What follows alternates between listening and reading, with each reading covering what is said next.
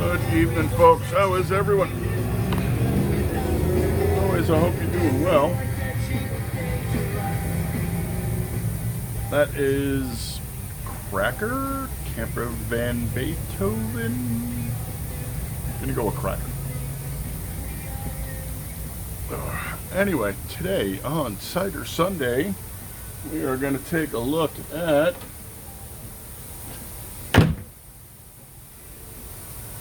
golden-state-cider gingergrass. Okay, and golden-state-cider gingergrass, of course, comes to us from our friends in California. We've had some pretty good success with them of late.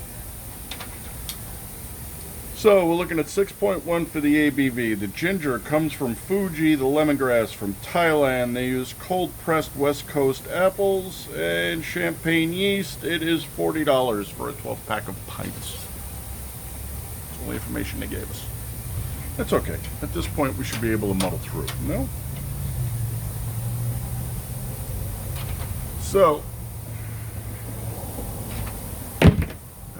getting nice enough out where I can put the cooler back out. Right now it's about 94. 94 in Phoenix. If there was a little breeze, would be 100% fresh pressed West Coast apples with champagne yeast, ginger and lemon, gluten-free, vegan-friendly, no added sugars, no concentrates, vibrant, zesty, refreshing. At Drink Golden State, camera Drink Golden State. God damn, make me put my damn eyes back on. At Drink Golden State. Standard government bullshit warning. I paid $4 for the can. That's better than $6, right? Apple-driven dry cider, Sonoma County, California, 1 pint, and that is all that she wrote. Okay, let's do the crack, the pour, the temp, the SRM, and get down to business. Timer is going to go off, by the way. And when that goes off, I have to switch the irrigation over. So please bear with if it goes beep, beep, beep, beep, beep, beep, beep, annoyingly in the background.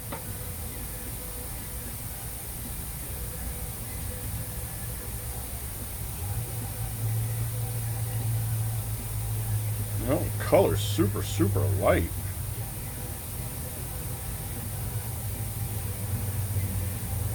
There is no head on this. Not overly surprising. It's a cider after all. From here, from a foot or so away, apples and that champagne yeast. I get both of those, and I am far enough out to where it's far enough out. So, biding time. Let's get that sniffer in there.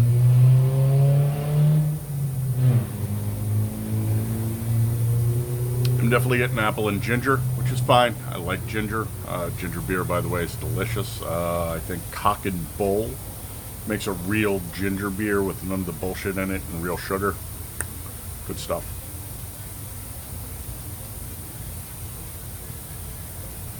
I might be getting a little bit of the lemongrass in there. I have some lemongrass out front because it's good for mosquitoes, and I just like mosquitoes as much as I dislike flies. She smells interesting, to say the very least, but then again, I do like ginger. It starts cooling down here, I'll start adding ginger to my tea in the morning. So if you ever watch the morning musing videos or the observations videos and you see chunks floating around in that big giant teacup of mine, it's ginger root. Good immuno booster and all kinds of stuff. We are looking at 48. 46, 47, pick a friggin' temperature, please.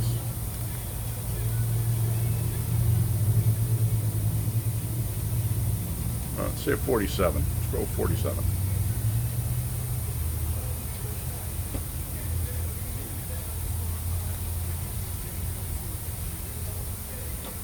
The SRM on this, she is literally a 1. You know what? I'll throw a little light on there, but it's not going to do a whole hell of a lot because there ain't nothing there to light up.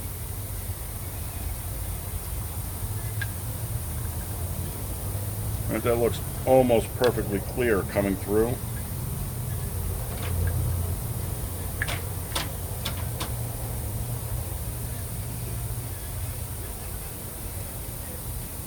If a 1 exists, it would be this. Any clearer and she would literally be 0, which is tap water. Well, not out here, because tap water is kind of chalky. All right. Slip of the tongue, folks. Salute.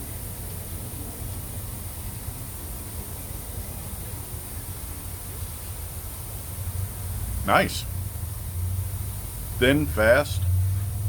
Good mouthfeel. Soft palate, intra and extra dentals out into the buccals. Front third of the tongue. Flavor-wise, she's dirty, by the way, but the dirty on the back end is going to be more of the apple than anything else.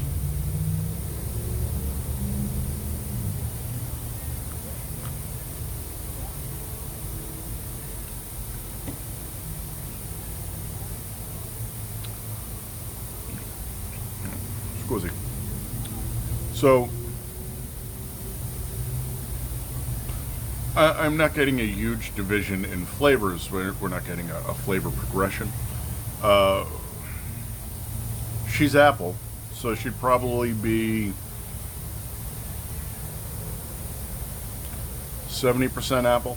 And then you mix up the back end, you throw another 20% of ginger and maybe 10% of lemongrass on there.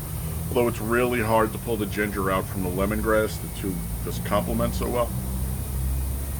I actually do wish she was a little more ginger forward. Then again, I like ginger. So, you know what we're going to do? We're going to let her warm up. A little cold. She was 47, 48. So let's bump those numbers up into the 52, 53 area. We'll go from there. All right. Be right back. Alrighty, my friends. Let's do this and this. Push a journey down so we don't get any copyright strikes. Because that would make us bad people. Oh, poor shit, by the way. 54 is what I'm getting. So we're right about where we want to be. Oddly, with a beer, I would prefer this to be considerably colder. But because she has such an interesting adjuncts, well, I want to see if they open up. So here we go. Prost.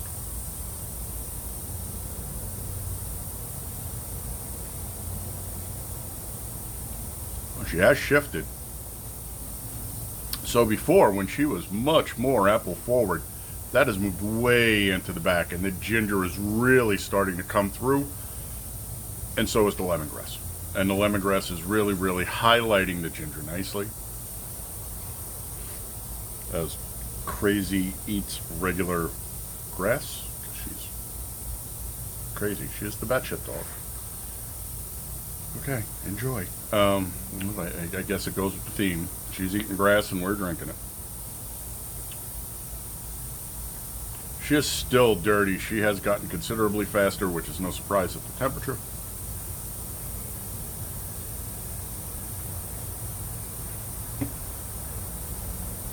Again, though, we're just down to the tip of the tongue now.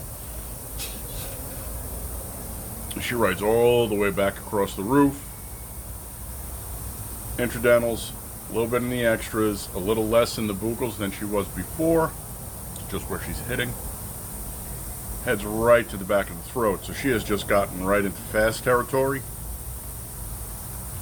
There's no flavor progression anymore. Now you are looking at everything all at once. And again, I'm squeezy. And again, maybe I'm allergic to yeast. Anyway. Okay, we're good. Anyway, yeah. So now she really, really has come forward with the ginger. If you like ginger, not a horrible choice. But she's not super overpoweringly ginger. So I mentioned ginger beer before, and you can drink ginger beer that is literally sharp. Can say spicy, but not in the Scoville sense, but more in being very, very sharp in the spice flavor. I actually have no problems with this. And again, I like ginger beer. Ginger beer is fine. This is not that. So if you're not ginger head or root head or whatever the hell they call people who like ginger, you would be okay with this.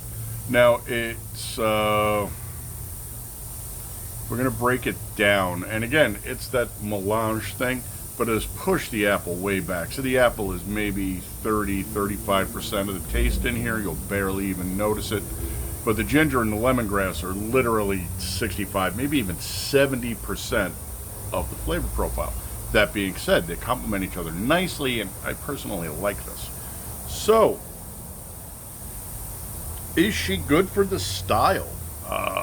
Yeah, she's a pretty nice cider. She's well crafted, flavor profile is interesting. Would I drink this again? Probably not.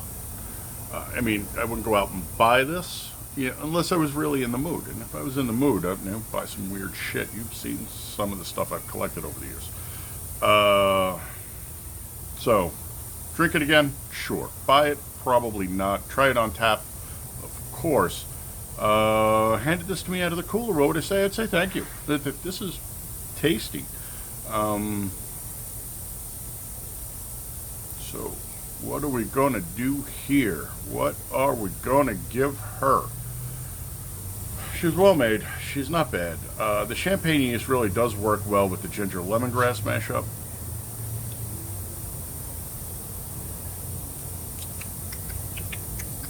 Let's give her a 4.5. She's not outstanding, and I did get the ginger to present more, as I wished when she was way too cold. I think a 4.5 is fair. This is a solid cider. It's nothing that's going to knock your socks off and make you ride home, but, you know,